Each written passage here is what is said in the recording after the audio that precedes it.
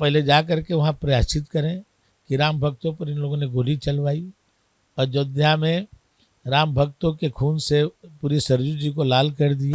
17 से पहले का उत्तर प्रदेश देखिए और 17 के बाद का उत्तर प्रदेश देखिए, आपको ये दिख जाएगा कि आज उत्तर प्रदेश का विकास कैसा हो रहा है। यूपी विधानसभा चुनाव को लेकर क्या तैयारियां सर? यूपी में सुनामी बही। उत्तर प्रदेश में एक बार फिर से सनातन और राम मंदिर फिर से चर्चा में है। दिल्ली के सदन में जिस तरह के नगारे सामने हैं, इसको लेकर लगातार सवाल तो उठ रहे हैं, लेकिन लखनऊ में विधानसभा सत्र चल रहा है, मानसून सत्र चल रहा है, वहां भी विपक्ष द्वारा जिस तरह का प्रदर्शन हुआ उसको लेकर इस वक्त बात करने के लिए परिवहन मंत्री दयाशंकर जी हैं। सर, जिस तरह से एक बार फिर से सनातन राम मंदिर इस बार चर्चाओं में है, विधानसभा चुनाव है, सनातन ही समाजवाद है कि नारे लग रहे हैं विधानसभा में, इसको किस तरह से देखेगी भाजपा? देखिए, ये लोग केवल नाटक कर रहे हैं। ये लोग यदि राम में इनकी आस्था है तो पहले जा करके वहाँ प्रायश्चित करें कि राम भक्तों पर इन लोगों ने गोली चलवाई। अयोध्या में राम भक्तों के खून से पूरी सरयू जी को लाल कर दिए। ये लोग राम के अस्तित्व को ही नहीं मानते थे। ये तो ये कहते थे कि वहाँ बाबरी मस्जिद है, संसद में भाषण देते थे, विधानसभा में भाषण देते थे। और 500 वर्षों के संघर्ष के बाद राम मंदिर बना, लाखों लोगों ने बलिदान दिया, तब जा कर के राम मंदिर का निर्माण हुआ। और उन लोगों के जीवन में ये अवसर नहीं मिला जिन लोगों ने बलिदान दिया कि वहाँ राम मंदिर को बनते हुए देखें या दर्शन करें।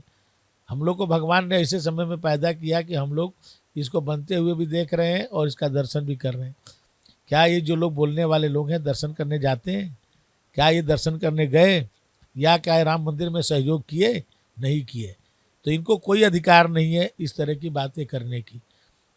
तो पहले जाकर के भगवान श्री राम के हम प्रायश्चित करें, उनसे क्षमा याचना करें, फिर उसके बाद बात करें। वो तो कहते हैं हमने दान इसलिए नहीं किया क्योंकि हमें पहले से ही पता था कि ऐसा कुछ होने वाला है, घोटाला तो करने ही वाली है भाजपा। देखिए, भाजपा न घोटाला करती है, घोटालेबाज ये लोग हैं कि इन लोगों के समय में आप देखिए कितने ये जो भ्रष्टाचार हुए। कोई भी आयोग हो, कोई भी संस्था हो, उस समय की स्थिति देखिए और आज की स्थिति देखिए। 17 से पहले का उत्तर प्रदेश देखिए और 17 के बाद का उत्तर प्रदेश देखिए, आपको ये दिख जाएगा कि आज उत्तर प्रदेश का विकास कैसा हो रहा है। आज कोई 9 लाख से ज़्यादा नौकरी जो है योगी जी के राज्य में मिला है। आज कोई व्यक्ति उसमें कह दे कि कोई एक भी सिपारिश से या कोई अनंत प्रभाव के कारण नौकरी पाया है। आज जो योग्य है उसके घर तक नौकरी जा रही है। पहले क्या होता था?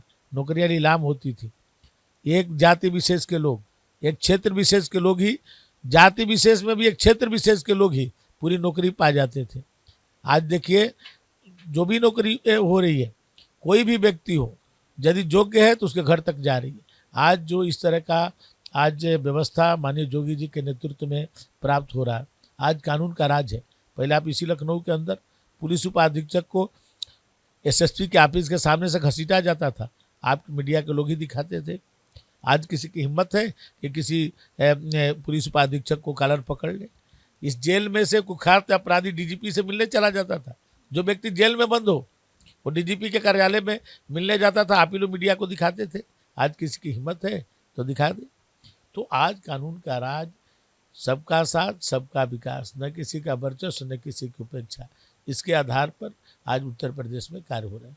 विकास की बात हो रही है तो फिर जौहर यूनिवर्सिटी को लेकर क्यों नहीं चर्चा हो रही है? क्योंकि लगातार जो विपक्ष है सवाल उठा रहा है उसको कि वहाँ पे हजारों बच्चे पढ़ रहे हैं, उनकी फ्यूचर के साथ खिलवाड़ ना हो। किसी के भी भविष्य के साथ खिलवाड़ नहीं होगा, लेकिन किसी को जोर जबरदस्ती करके आप कोई चीज़ें हासिल किए हैं तो उस चीज़ों पर जो कानून का काम हो रहा है, कोई द्वेषवश कोई काम नहीं हो रहा है। जो उस समय जोर जबरदस्ती करके लोगों ने किसी की ज़मीन कब्जा कर लिया, किसी का संपत्ति हड़प लिया, उसका जो उस पर कार्रवाई हो रही, कोई किसी के विद्वेष के कारण नहीं होता है। भारतीय जनता पार्टी में सबका साथ सबका विकास, न किसी का वर्चस्व न किसी की उपेक्षा। सवाल पूछना चाहूंगी, यूपी विधानसभा चुनाव को लेकर क्या तैयारियां सर? यूपी में सुनामी बहेगी। आप देखिए, लोकसभा के चुनाव के बाद हरियाणा में चुनाव हुआ, प्रचंड बहुमत से भाजपा जीती। दिल्ली में चुनाव हुआ, प्रचंड बहुमत से जीती। महाराष्ट्र में चुनाव हुआ, प्रचंड बहुमत से जीती। बिहार में चुनाव हुआ, प्रचंड बहुमत से जीती। बंगाल में चुनाव हुआ, प्रचंड बहुमत से जीती। असम में चुनाव हुआ, प्रचंड बहुमत से जीती। अब उत्तर प्रदेश में चुनाव होगा। उत्तर प्रदेश में मोदी जी भी हैं, योगी जी भी हैं। तो आप यहाँ देखिएगा सुनामी बहेगी। जो कुछ सीटें पिछली बार पाए थे वो भी नहीं मिलने वाली।